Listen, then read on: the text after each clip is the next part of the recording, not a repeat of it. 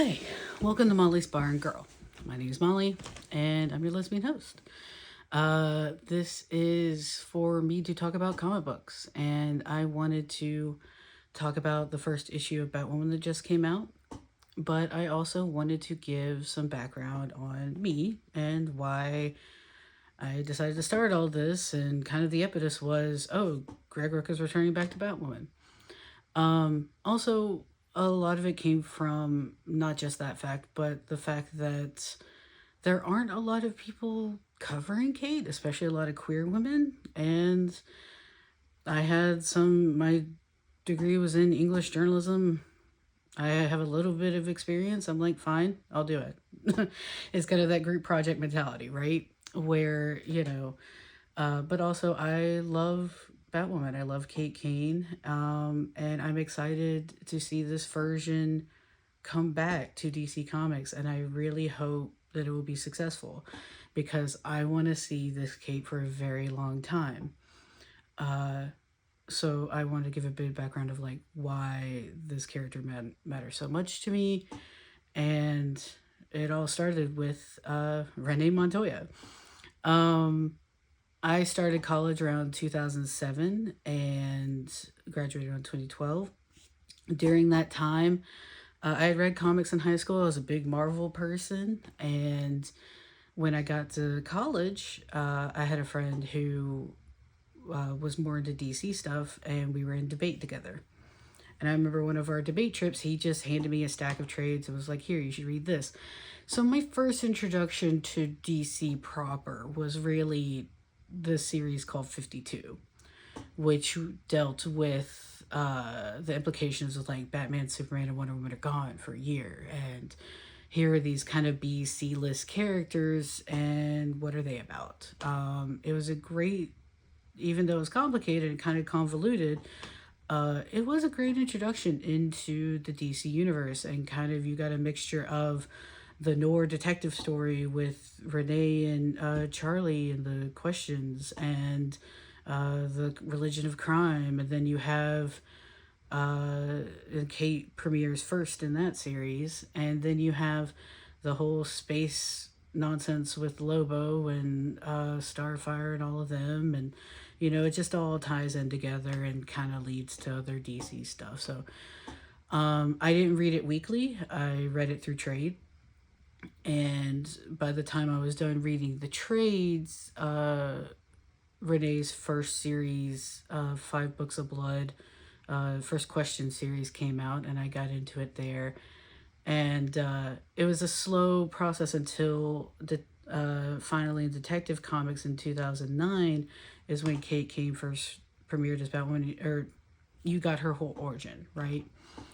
So it was one of those things where I first fell in love with Renee. She is still my heart and soul. I love her. After I read 52, I went back and read Half a Life. My local comic shop just happened to have that whole arc still from Gotham Central. So I went back and read that, and it took years before I read the rest of the series. But I read that obsessively, and I read a lot of the question stuff obsessively. I remember being very excited for Kate coming back. And I'm going through all this to explain that Renee and Kate in tandem, mainly Renee, but Kate as well, it all kind of bleeds in, were kind of my closet keys. And what's a closet key?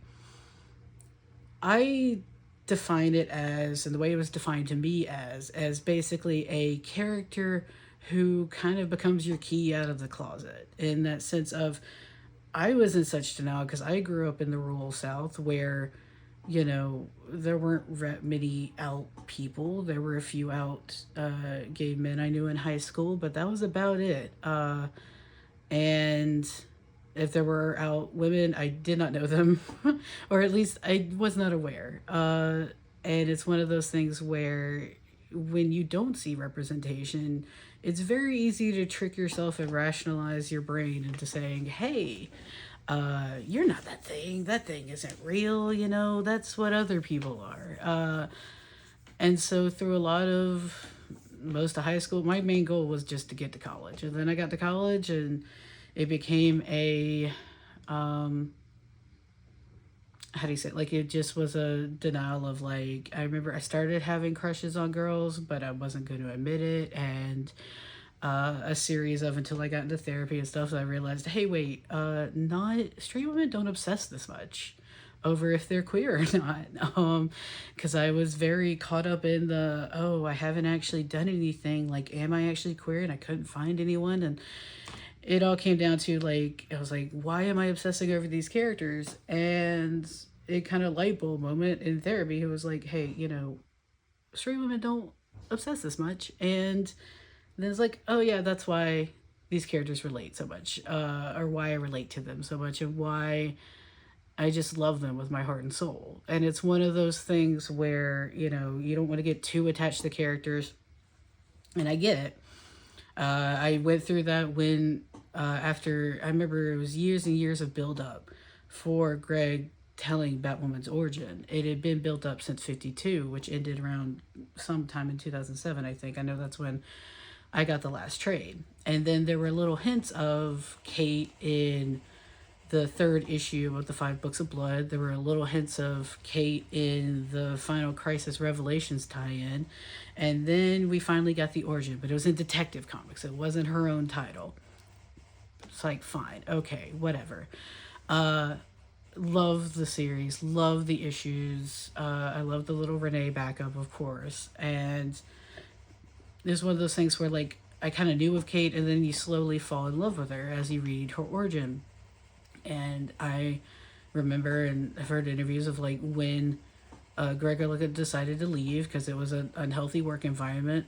Who hasn't dealt with that? That they, I remember being depressed. I was like, I couldn't believe. I was like, it was so disheartening because it had finally gotten really good.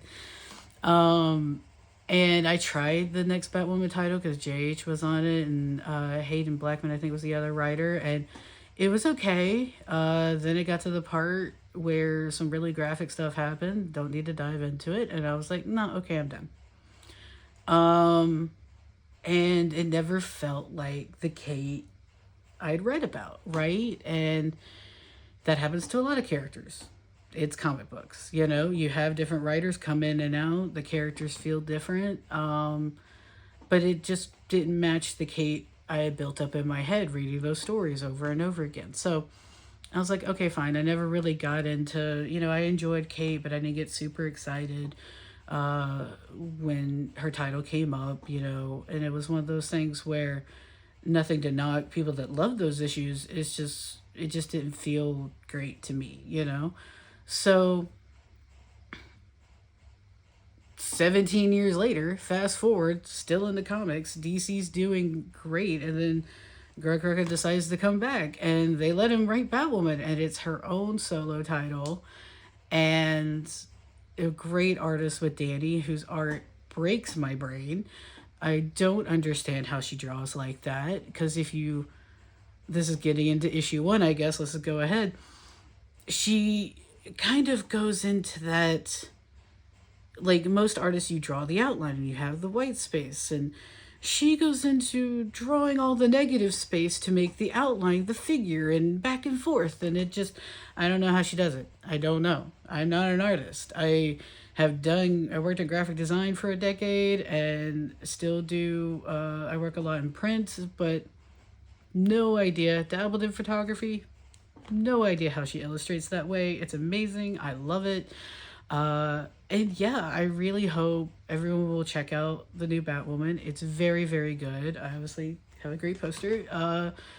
And it's one of those, like, over the years, I am just so excited, and I'm so ready for Kate to come back. And I think that issue exemplifies that. You have Kate broken down, but at the same time, we don't know what happens to Alice. And, slight spoiler territory, I think that's going to come into play.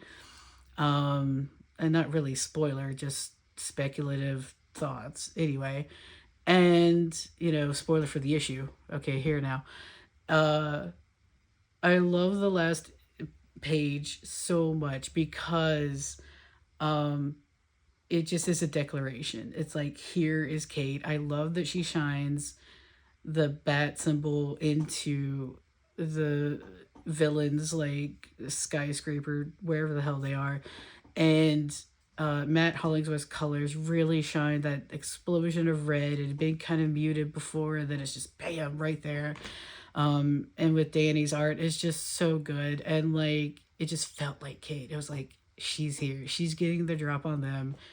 They don't know what the fuck they're doing. It's so good. And I'm so excited to see what happens next. I'm so excited to just see Kate confident, right? Like, it's so nice. And then just the icing on the cake is the fact she's using the symbol, right? The bat signal, which was her main inspiration. Not Batman himself, not her relationship to Bruce. Her main inspiration to become a vigilante and help people was the bat symbol. It was what that symbol represents and identifies, the whole philosophy behind it. So overall, summary of thoughts, very excited for Batwoman issue 1. I hope you all will go check it out if you haven't already. Hope you enjoyed this little video and talking about me. But yeah, I love Kate and Renee. They were basically my closet key characters, helped me figure out who I was, and that's part of why I want to do the channel. I'm not seeing a lot of queer takes on these characters anymore. The whole media landscape's kind of, you got venture capitalist firms buying all the, nerd companies along with actual news companies. And, I can get online and ramble about things I enjoy, so here we are. And I hope you enjoy. I hope you stick around, and hope this wasn't too rambly. Anyway, hope you have a good day.